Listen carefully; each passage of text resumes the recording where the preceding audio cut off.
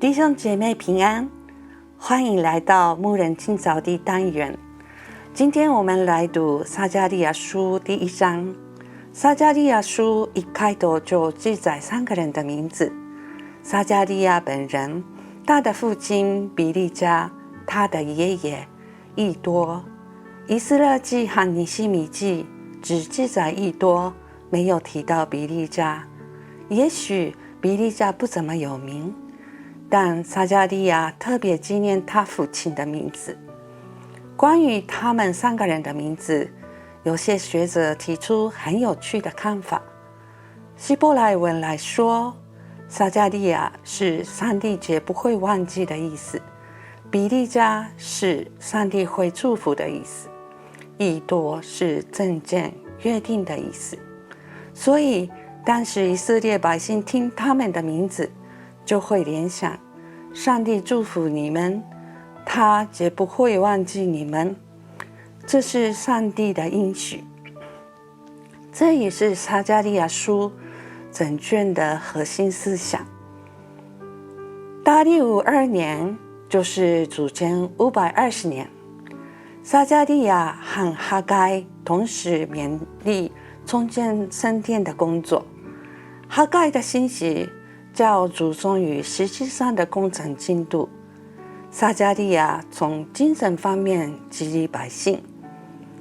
在此值得一提的是，撒迦利亚当时还是年轻，但勇敢鼓励犹大领袖所罗巴伯和大祭司约书亚要完成圣殿重修工程。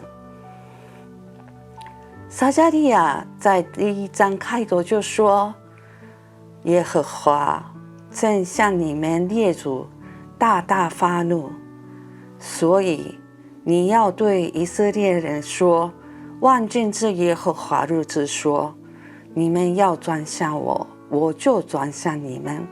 这是万军之耶和华说的。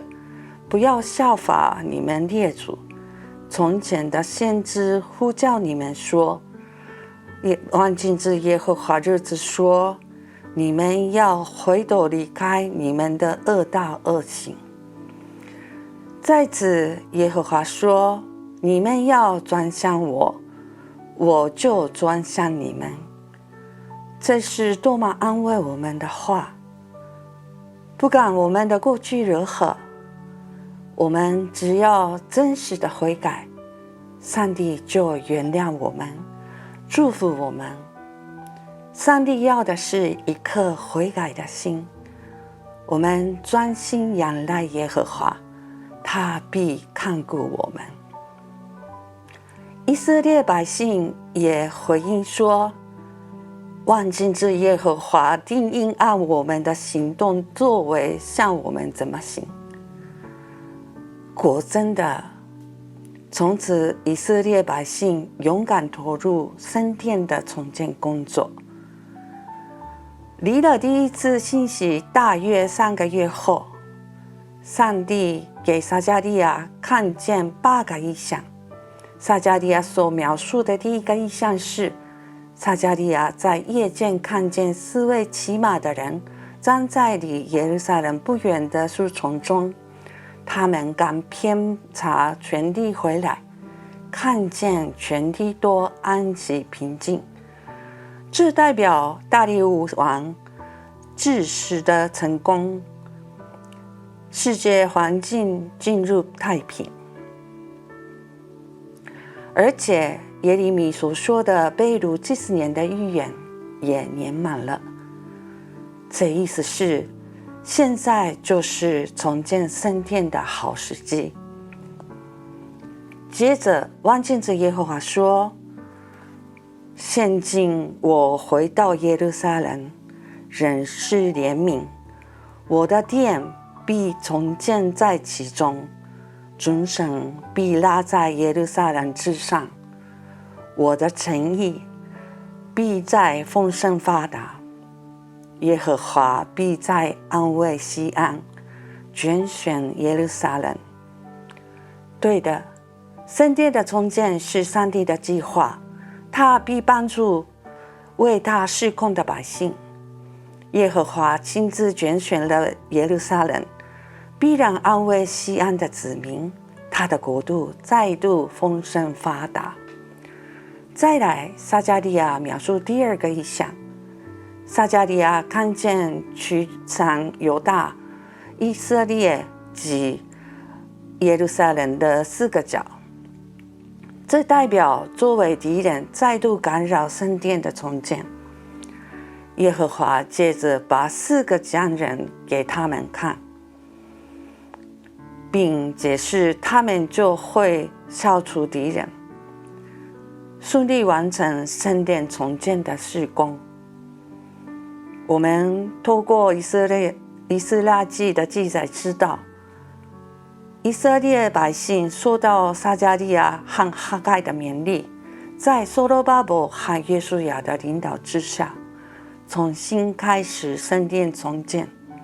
所以撒迦利亚看见的4个匠人，可以说这4位当时犹太社会的领袖们。圣殿重建工作开始不久，反对圣殿重建的敌人再次向王申诉，要求停工。上帝给撒迦利亚看的4个角果然出现了，但这次以色列百姓不会退缩，勇敢进行重建工程。结果耶和华亲自帮助他们，而且远远超过他们所求所想。大利乌王收到申诉，在查究了先王居鲁士的诏书后，下令个人不得阻扰圣殿重建工程。不止如此，大利乌王吩咐反对者提供物资去协助工程进行。大利乌王第6年，就是主前515年，第2次圣殿正式落成启用。弟兄姐妹，今天的信息是不是大大激励你们呢？只要单单仰望神，上帝给撒迦利亚看的4个角也果然出现，他会帮助我们。只要勇敢为主做工，他的祝福充满我们。我们一起祷告。亲爱的天父，感谢你今天透过撒迦利亚的预言，领受你对我们的热情和期待。我们再一次摆上自己，恳求你在你的计划中使用我们，成就你的旨意。这祷告奉告主耶稣的名求，阿们。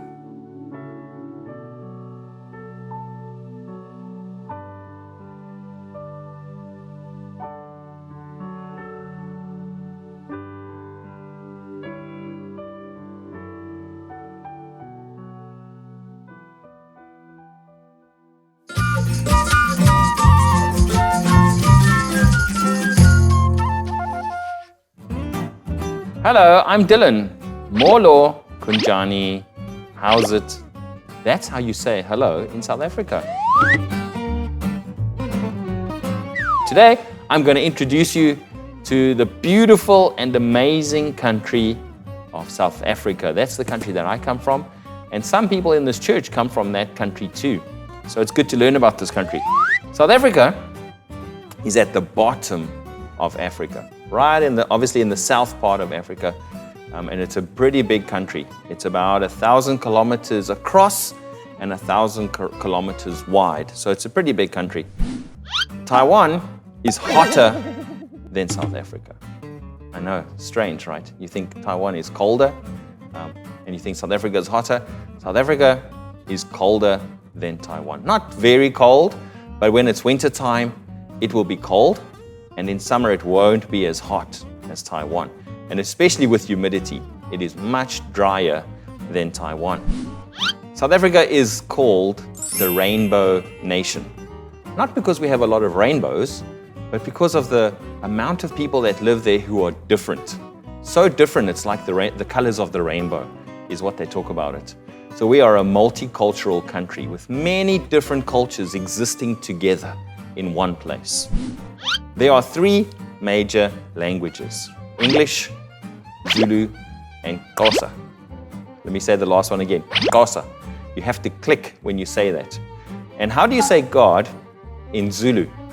Unkulu Nkulu and Inkosi. Inkosi means king in Zulu. So that's how you refer to God.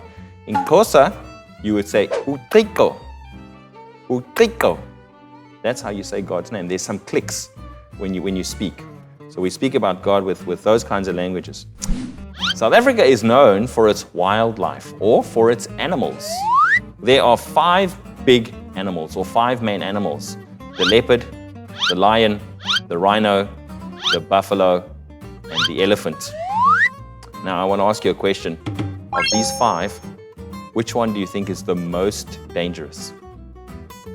The most dangerous. If you said the leopard, no. The lion, no. Yeah, the lion is not the most dangerous. The rhino, no. The elephant is not the most dangerous. The most dangerous animal is the buffalo because he's the most angry. It doesn't take much to make him angry, and he's very, very powerful. So in Africa, or in South Africa, we know the buffalo to be the most powerful and most dangerous animal. South Africa, of course, is known for its gold and it's for its diamonds. At one point, not so long ago, South Africa was the biggest producer of gold in the whole world. And we produced a lot of diamonds too. Right now, South Africa is the biggest producer of platinum. And platinum is used in all kinds of things. And one of the places it's used is in the exhaust of cars. So more than likely, if you drive a car, you have something that comes from South Africa in your car. South Africa, of course, is a beautiful country. It has beautiful landscapes. It has beautiful animals. It has deserts and mountains and oceans and grasslands. It is a very, very beautiful country. It's difficult to talk about all the things that it has because it's such a big country with so much beauty. What I would do is encourage you to go and visit so you can see for yourself. Who is this? This is Elon Musk. Elon Musk right now, he's very famous. And of course, he is the richest person in the world right now. And he comes from South Africa. When he was young, and up until high school, after high school, he lived in South Africa. He was from South Africa. And after high school, he moved to America to pursue more opportunities. So we are proud to call him our own, even though he says he's now American. South Africa hosts the world's largest bicycle race. It's called the Cape Argus, and thousands of people ride in this bicycle race. And they ride along one of the most beautiful routes in the world.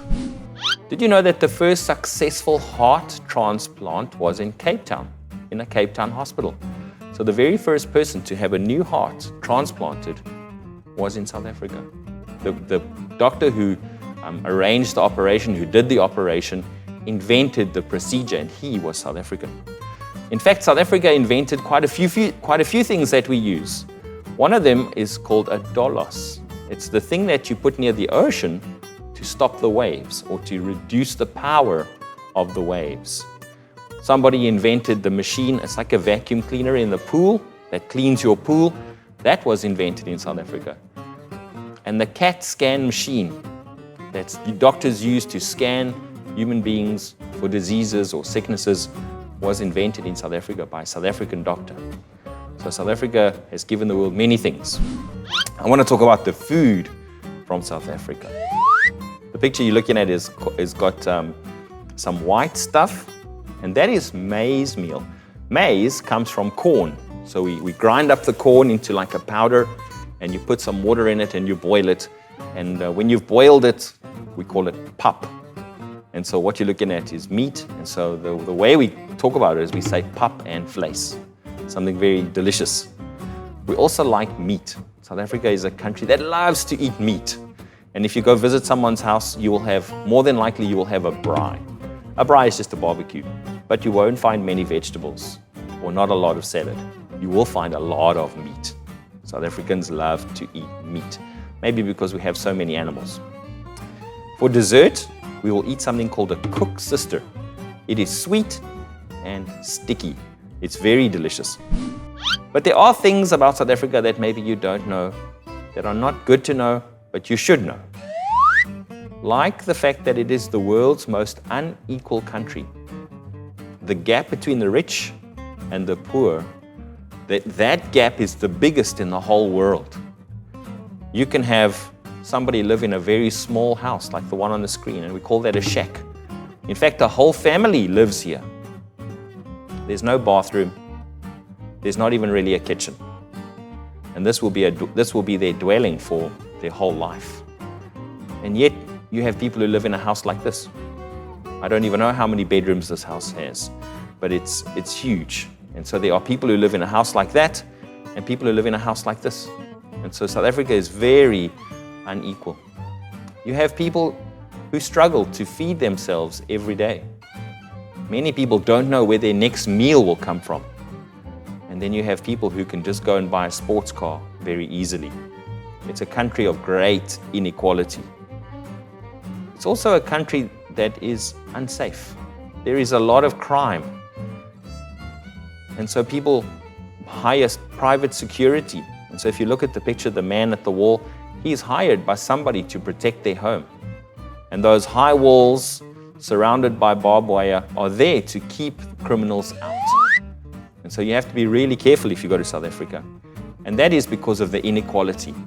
The people who do not have take from those who do have. South Africa is 80% Christian. Well, that's what they say when they do the census. 80% of people say they are Christian. But that is changing. That is changing quickly. Many South Africans worship ancestors. They worship the predecessors who came before them. And one of the things they do is they throw bones or they throw shells, and you have somebody read the bones and read the shells. And that is what people do for worship in South Africa. How can you pray for South Africa?